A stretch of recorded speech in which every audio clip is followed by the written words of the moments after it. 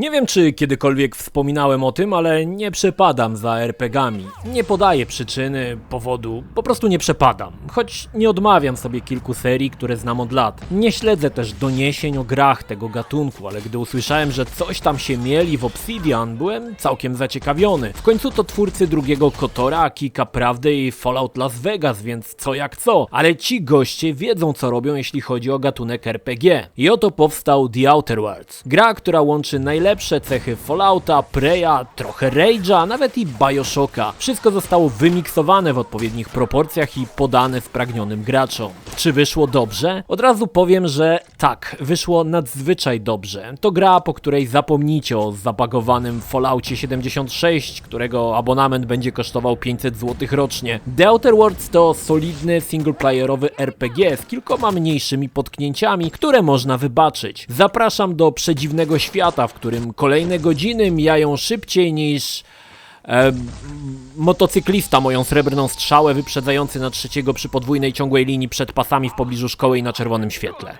Aż nie wiem od czego zacząć. The Outer Worlds to można powiedzieć klasyczna gra RPG w stylu Fallouta. Nie próbowano wymyślać od nowa koła, jednak dorzucono tutaj tyle dobra, że bez najmniejszego problemu spędzicie w świecie gry kilkadziesiąt godzin i będą to wyjątkowo ciekawe godziny, a potem będziecie chcieli powracać po więcej. Obsidianowi udało się stworzyć ten unikalny klimat, w którym wierzysz, że tuż za rogiem w opuszczonej chałupie czeka na ciebie nowa przygoda, przez co eksploracja jest wyjątkowo przyjemna i nie ma konia ani pojazdów, musisz wszędzie biegać z buta. Witaj w moim świecie, ziom! Nie ma koników, dla wielbicieli koników jest wiecie co.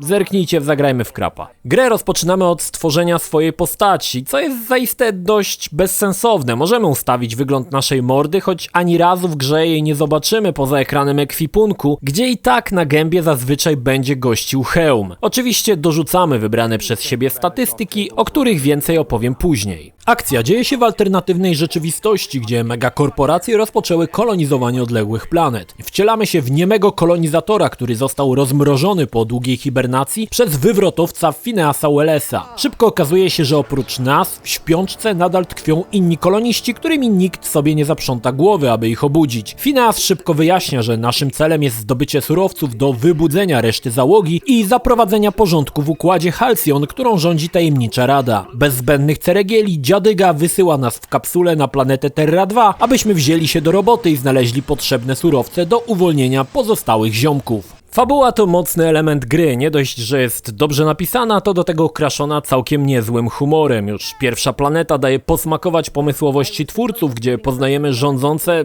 dość absurdalne prawa, które dotyczą mieszkającej tam społeczności. Obok nadrzędnego celu gry mamy sporo questów pobocznych, które będziemy dostawać od napotkanych patałachów. I co ciekawe, rzadko kiedy jest to wynieś, przynieś, pozamiataj, a nawet jeśli takie się zdarzy, sami możemy decydować o zakończeniu danego zadania. Twórcy dali nam całkowitą swobodę w tworzeniu własnego charakteru. Możemy być kierowanym hajsem, zimnym youtuberem, znaczy sukinsynem, dobrym Samarytaninem czy przebiegłą i złą do szpiku kości gnidą. Przekłada się to na wybory podczas zadań, czy oddamy cenny przedmiot osobie, która nam zleciła jego odnalezienie, czy spieniężymy w pobliskim sklepie i kupimy za to nowego gnata, lub czy zrobimy wszystko, aby sprowadzić syna do opłakującej go matki, posuwając się nawet do zastraszania. Gra oferuje całe multum wyborów, przez co możemy grać tak, jak nam się podoba. Nikt nie narzuca ci, jaki masz być. Również większość zadań jest tak skonstruowanych, że poznając pełną motywację działań, okazuje się, że nic nie jest czarne lub białe. Już pierwsze zadanie na mapie pozwala pomóc jednej z frakcji, przy okazji tą drugą skazując na zagładę. I nie jest to oczywiste, nawet przelewając sympatię na jedną stronę, z czasem dostrzegałem swój błąd i byłem w kropce, co wybrać. Jest tutaj jednak związana z tym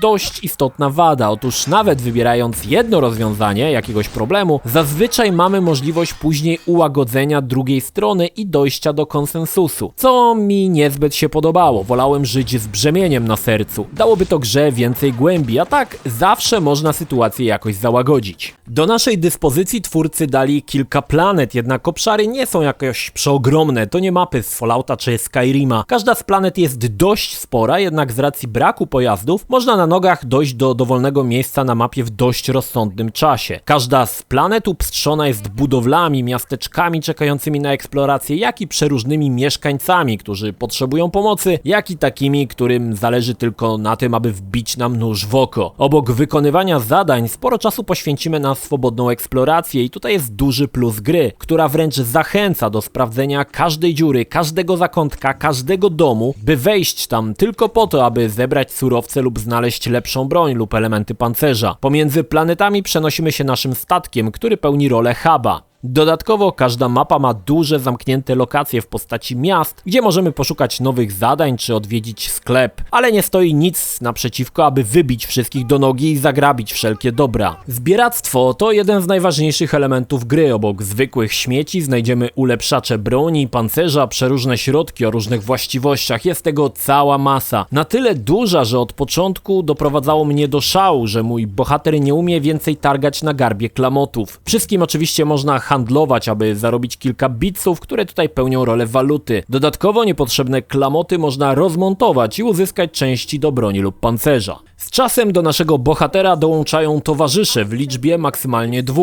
każdy z osobnymi statystykami czy orężem. Inteligencja ich jest całkiem okej. Możemy sami ustawić, jak się mają zachowywać na bliskim, a jak na średnim i na dalekim dystansie i o dziwo radzą sobie całkiem nieźle. Nie raz i nie dwa ratowali mi dupsko w podbramkowych sytuacjach. Niestety w grze nie ma wskrzeszania. Śmierć jest równoznaczna z ładowaniem save'a i próbowaniem od nowa. Nasi kompani też od czasu do czasu zabawiają nas rozmowami między sobą, komentując zaistniałe sytuacje. Podczas podróży po planetach w końcu będziemy musieli ubrudzić sobie rączki i trochę powalczyć. O dziwo twórcy obok pukawek dali możliwość walki wręcz, co jest niezłym pomysłem. Z racji, że sterujemy z widoku FPP, strzelanie jest całkiem przyjemne, a dodatkowo mamy możliwość spowolnienia czasu na krótką chwilę, dzięki czemu łatwiej sadzić headshoty. Broń potrafi rozczłonkować delikwenta, jeśli jej moc przekracza wytrzymałość tkanki łącznej jakiegoś ciecia, ale nie jest to aż tak spektakularne jak brzmi. Mam wrażenie, że twórcy lekko ugrzecznili całość i zredukowali ilość przelewających się płynów ustrojowych. Możemy również działać po cichu, choć nie ma obezwładniania przeciwników, a jedynie można przemykać za ich plecami, co przydaje się nie raz i nie dwa. Podobnie jak w Skyrimie możesz zostać zawodowym złodziejem, włażąc do budynków i grabiąc co się da za plecami mieszkańców. Wstydliwie przyznam, że ja uprawiam nałogowo ten proceder w każdej grze, w której się da. Obok ludzkich przeciwników pojawi się też agresywna fauna i tutaj mam zastrzeżenie. Dlaczego zwierzaki na każdej planecie są takie same?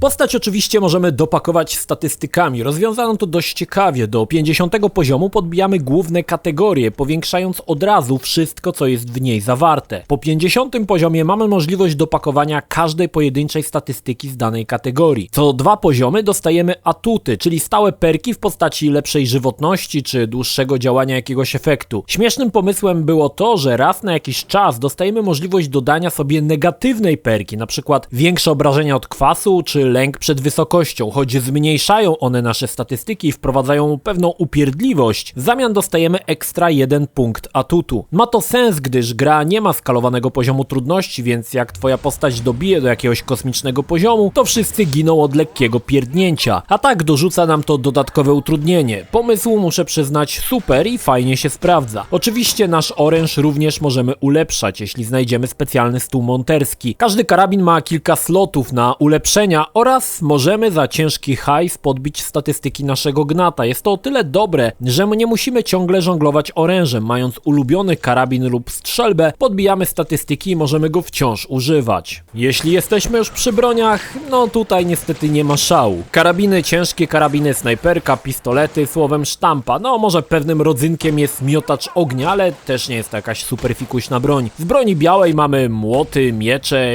noże. Szkoda, że twórcy nie popuścili wodzy fantazji w kwestii narzędzi mordu. Gra jest zlokalizowana i dostajemy polską wersję kinową. Zdarzają się co prawda literówki i źle przetłumaczone niektóre kwestie, ale ogólnie jest to bardzo dobrze przygotowana lokalizacja i cieszę się, że zrezygnowano z polskich głosów, bo te, które są w grze, zostały świetnie dobrane i ani razu nie miałem wrażenia, że postać mówi sztucznie czy nieadekwatnie do sytuacji. Wielkie brawa. W parze z dźwiękiem idzie oprawa. Grafika jest wyjątkowo dobrze przygotowana. Wystarczy obejrzeć rewelacyjnie przygotowane planety. Monarch pokryty ogromnymi grzybami, gdzie bulgoczą jeziora siarki, czy Bizancjum, które wygląda jak żywcem przeniesione miasto Rapture utrzymane w stylu Art Deco. Dalej na przykład monumentalny Terramorpher na Skyli. Wszystko robi bardzo pozytywne wrażenie, dodatkowo mocno podkręcono kolory, przez to wszystko jest niezwykle soczyste. Grafika TEU to bez wątpienia mocny punkt gry, ale nie mogę tego samego powiedzieć o postaciach. Są one dobrze wykonane, ale miałem wrażenie, że po prostu każda z nich jest efektem pracy w prostym edytorku. Brakuje im po prostu charakteru. Szkoda. Twórcy przygotowali się już pod przyszłe DLC,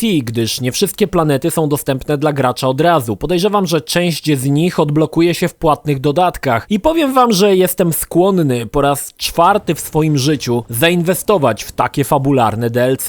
Gra posiada też kilka problemów. Nie są może one duże, ale mnie dość irytowały. Na przykład to, że podczas całkowicie opcjonalnego dialogu pomiędzy naszymi kompanami nie można otworzyć menu. Trzeba czekać, aż skończą ględzić. Doskwierały mi loadingi. Nie jest ich przesadnie dużo, ale są i dogranie lokacji trwa czasami ledwo 30 sekund, ale jednak mi przeszkadzało. Jednym z problemów jest brak endgame'u. Po ukończeniu gry możemy odpalić jedynie ostatni zapis, a szkoda, bo trochę questów zostało mi otwartych i nie miałbym nic przeciwko, aby gra przeniosła mnie przed ostatnią walką, ale ze statystykami po ukończeniu gry. Samo zakończenie też jest dość kiepskie. Znaczy, fajnie wszystko się łączy, ale podsumowanie tego, co zrobiliśmy i to, co dalej się stało z postaciami i lokacjami, wymagałoby jakichś chociażby krótkich animek. A tak dostajemy jeden obrazek i gadanie lektora. Trochę słabo. Nie o taką Arkadię walczyłem. Obsidian zrobiło rzecz, w której czuję się najlepiej. Przygotowali RPG, który ma tak dużo elementów wspólnych z grami, które znasz, ale przy okazji każdy z tych elementów został porządnie dopracowany. The Outer Worlds to taki nowy Fallout